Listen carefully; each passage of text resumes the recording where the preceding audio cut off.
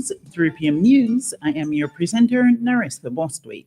On the local scene, efforts toward the formulation of a national cybersecurity strategy moved one step closer today as the Caribbean Digital Transformation Project, CARDTP, hosted a cybersecurity knowledge sharing workshop.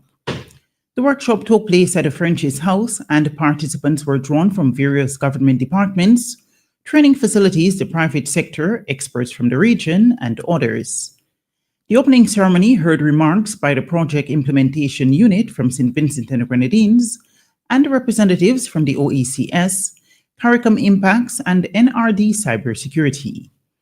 Participants at today's workshop heard a presentation on the importance of the National Cybersecurity Strategy and the existing regional initiatives.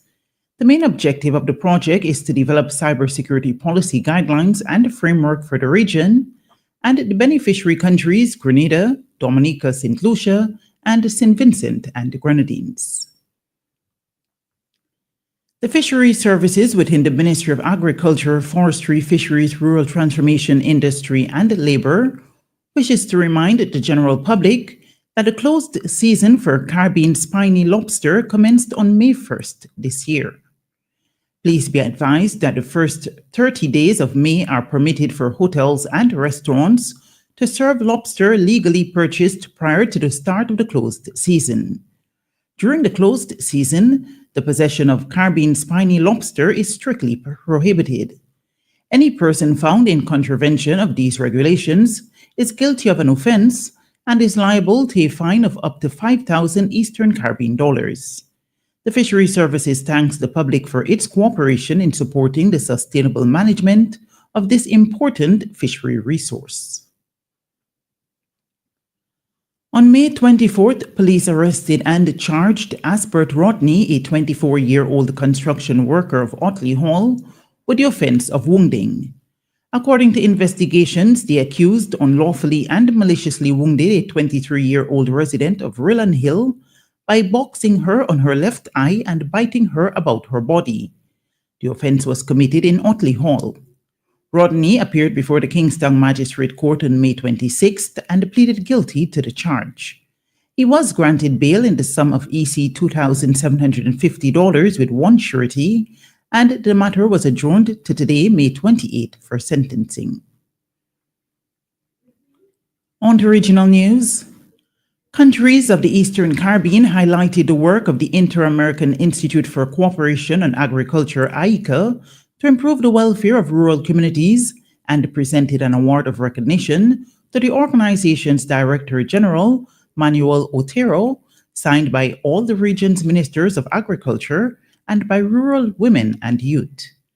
The award was presented during a study and training mission to ICA headquarters in San Jose, Costa Rica, by rural women and youth of the Caribbean, accompanied by various ministers of agriculture of the region.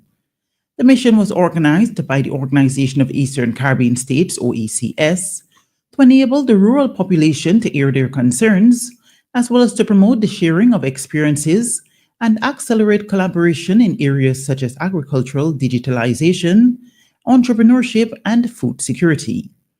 OECS Director General Didacus Jules, on behalf of the Eastern Caribbean countries, presented a piece by fine artist Jonathan Gladdings of St. Lucia entitled Farmers, which provides a poetic depiction of rural life in the Caribbean islands.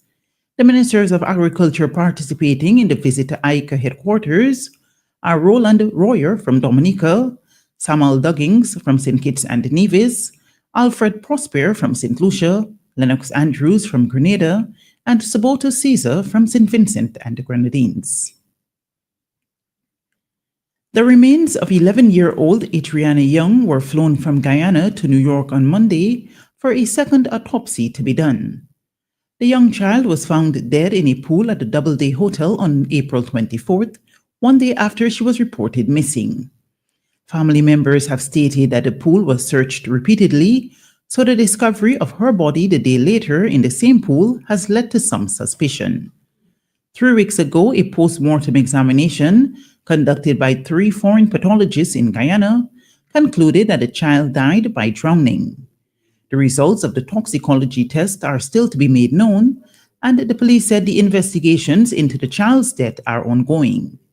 According to reports, the pathologist conducting the second autopsy will meet with the family of the girl to make the findings known to them.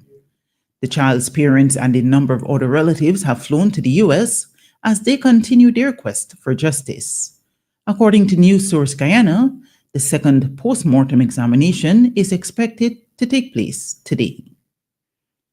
And finally on the news at this hour, Elon Musk has criticized one of the signature policies of U.S. President Donald Trump. Last week, the U.S. House of Representatives narrowly passed what President Trump calls his Big Beautiful Bill, which includes multi-trillion-dollar tax breaks and a pledge to increase defense spending. It will now head to the Senate. Musk told the BBC's U.S. partner, CBS News, he was disappointed by the plan, which he felt undermines the work he did for the president on reducing spending. Musk was enlisted as Donald Trump's cost-cutting czar, ending funds for U.S. foreign aid, among other projects, before announcing he would step back. I was disappointed to see the massive spending bill, frankly, Musk said in the interview with CBS Sunday Morning, a clip of which was released by the broadcaster before transmission. He went on to argue that President Trump's plan increases the budget deficit, not just decreases it. It is thought that the legislation could increase the deficit, or the difference between what the U.S. government spends and the revenue that it receives, by about $600 billion in the next fiscal year.